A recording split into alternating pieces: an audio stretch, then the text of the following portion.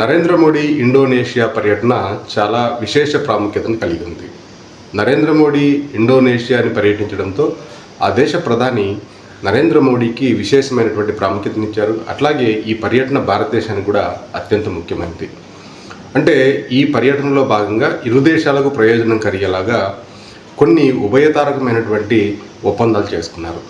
భారతదేశం ఇండోనేషియాతో కలిసి సుమత్రా దీవికి అతి సమీపంలో ఉండేటువంటి వే దీవిలో ఉండేటువంటి సబాంగ్ పోర్టుని ఇరు దేశాలు కలిసి అభివృద్ధి చేయాలని చెప్పి నిర్ణయించుకున్నారు. ఇది భారతదేశానికి అత్యంత ముఖ్యమైనది. ఎందుకంటే రక్షణ పరంగా కూడా చాలా ప్రాముఖ్యత సంతరించుకుంది. అంటే ఈ పోర్ట్ డెవలప్ చేయడం ద్వారా భారతదేశము ఇండోనేషియా కలిసి సముద్రంలో ప్రయాణం చేసేటువంటి వాణిజ్య నౌకలకి రక్షణ కల్పించడం అనేటువంటిది అతి ముఖ్యమైనటువంటి నిర్ణయం. అయితే ఇక్కడ మరొక ప్రాముఖ్యత కూడా ఉంది. ఎందుకంటే భారతదేశానికి సంబంధించినంత వరకు ఈ మలక్కా జలసంధి అనేటువంటిది హార్మోజ్ జలసంధి లాంటిది.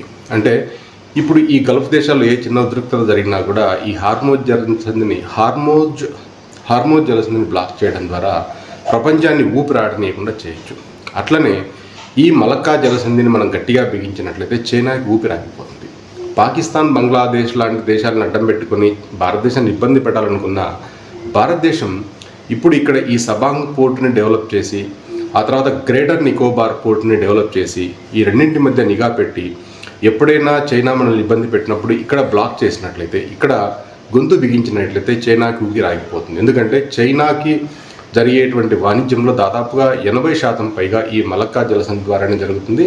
ఇప్పుడు ఈ మలక్కా జలసంధిలో ఏ చిన్న అలజడి జలరేగినా సరే చైనాకి ఊపిరి ఆగిపోతుంది. కాబట్టి ఇప్పుడు మనం కొత్తగా డెవలప్ చేయబోయే ఈ Sabang port greater Nicobar port నుండి కేవలం 160 కిలోమీటర్ల దూరంలో ఉంటుంది. కాబట్టి అక్కడ రవాణా సాగించేటువంటి నౌకలపైన ప్రత్యేకించి చైనాకు సంబంధించినటువంటి నౌకలపైన మనం నిరంతరం నిఘా పెట్టవచ్చు. కాబట్టి చైనా ఇప్పుడు భయపడిపోతుంది.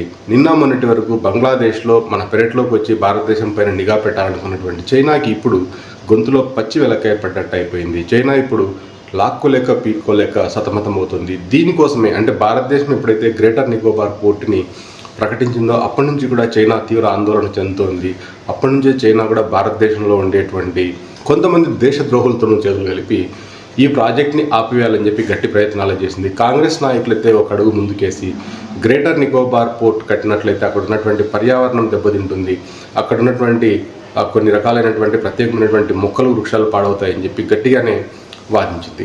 అయితే దీని వెనుక ఉన్నటువంటి ముఖ్యమైన ఉద్దేశం ఏంటంటే గ్రేటర్ నికోబార్ పోర్ట్ పూర్తయితే అక్కడ భారతదేశ రాడార్ వ్యవస్థలు పనిచేస్తాయి. కాబట్టి చైనాకి వెళ్ళేటువంటి నౌకలపైన తీవ్రమైనటువంటి నిఘా ఉండేటువంటి అవకాశం ఉంటుంది. అంతేకాకుండా ఎప్పుడైనా చైనా భారతదేశంతో యుద్ధం చేసినా, లేకపోతే బంగ్లాదేశ్, చైనా లాంటి దేశాలు మన మీదకి ఉసిగొలిపినప్పుడు ఇక్కడ కూడా మనం హార్మోజ్ జలసంధి లాగా ఇక్కడ బ్లాక్ చేసినట్లయితే చైనాకి తీవ్ర ఆర్థిక నష్టం ఏర్పడుతుంది. అంతేకాకుండా చైనా ఒక నెల రోజుల్లోనే పూర్తిగా దివాలా చేసే పరిస్థితి ఏర్పడుతుంది. అందుకబట్టి చైనా ఇప్పుడు ఈ ఒప్పందాల గురించి తీవ్ర ఆందోళన చెందుతోంది.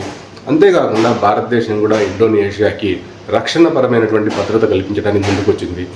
ఇది ఈ పర్యటనలో భాగంగా నరేంద్ర మోడీ ఇండోనేషియా అధ్యక్షుడితో చేసుకున్న ఒప్పందం ప్రకారం భారతదేశం బ్రహ్మోస్ క్షిపణులను అందించాల్సి ఉంటుంది. దాంతోపాటు ఆస్త్రా క్షిపణులను కూడా అందించాల్సి ఉంటుంది. దీంతో ఉభయతారకంగా అంటే భారతదేశానికి కావాల్సినటువంటి మలక్కా జలసంధిలో పట్టు బిగించడానికి అవసరమైనటువంటి సబాంగ్ పోర్ట్ అభివృద్ధి చేయడానికి ఇండోనేషియా ఒప్పుకుంది. అట్లాగే ఇండోనేషియాకి భద్రత కల్పించడానికి మనం డెవలప్ చేసినటువంటి బ్రహ్మోస్ అట్లాగే ఆస్త్రా క్షిపణులన్నీ ఇండోనేషియాకి ఇవ్వడానికి మనం ఒప్పుకున్నాం. కాబట్టి ఇక్కడ పరస్పర అంగీకారంతో ఇరు దేశాలు కలిసి సముద్ర మార్గంలో రక్షణ కల్పించాలనుకున్నాయి. అట్లాగే చైనా విస్తరణవాదానికి అడ్డుకట్ట వేయాలని చెప్పి కూడా నిర్ణయించుకున్నాయి. కాబట్టి నరేంద్ర మోడీ ఈ ఇండోనేషియా పర్యటన అనేటువంటిది భారతదేశానికి అత్యంత మేలు చేకూర్చేటువంటిది. అంటే చైనా పైన మనకి పూర్తిగా పట్టు దొరుకుతుంది. అదే సందర్భంలో ఇండోనేషియాకు కూడా మన వైపు నుంచి రక్షణపరమైనటువంటి భద్రత లభించింది. కాబట్టి ఇరు దేశాలు కూడా పరస్పర అంగీకారంతో ఇప్పుడు ఒకరి బాధ్యతను ఒకరు తీసుకుంటున్నారు. కాబట్టి రాబోయే రోజుల్లో ఈ నిర్ణయాల వల్ల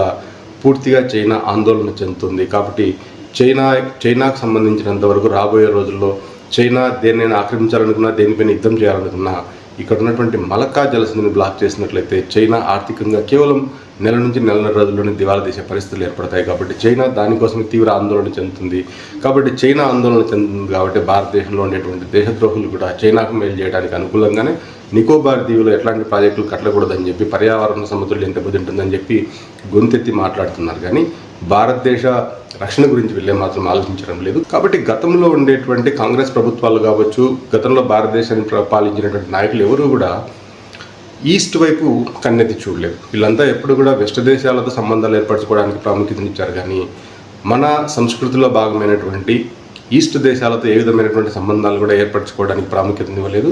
గతంలో పివి నరసింహారావు ప్రధానమంత్రిగా ఉన్నప్పుడు లుక్ ఈస్ట్ పాలసీని తెచ్చారు. ఆయనే అటు ఇండోనేషియా, ఆస్ట్రేలియా లాంటి దేశాల్లో కూడా పర్యటించి కొంత సానుకూలమైనటువంటి వాతావరణాన్ని కల్పించారు. అయితే ఇప్పుడు Narendra Modi look east policy నుండి యాక్ట్ ఈస్ట్ పాలసీని తీసుకొని వచ్చారు. దీంతో భాగంగానే ఇప్పుడు ఈస్ట్లో ఉన్నటువంటి ఇండోనేషియా, జపాన్, అట్లాగే ఆస్ట్రేలియా, న్యూజిలాండ్ దేశాలతో సత్సంబంధాలను ఏర్పరచుకుంటున్నారు, వాణిజ్య బంధాలను ఏర్పరచుకుంటున్నారు, రక్షణ ఒప్పందాలను ఏర్పాటు చేసుకుంటున్నారు. ఇవన్నీ కూడా భారతదేశానికి మేలు చేసేవే. కాబట్టే భారతదేశంలో ఉండేటువంటి ద్రోహులు దీన్ని వ్యతిరేకిస్తున్నారు.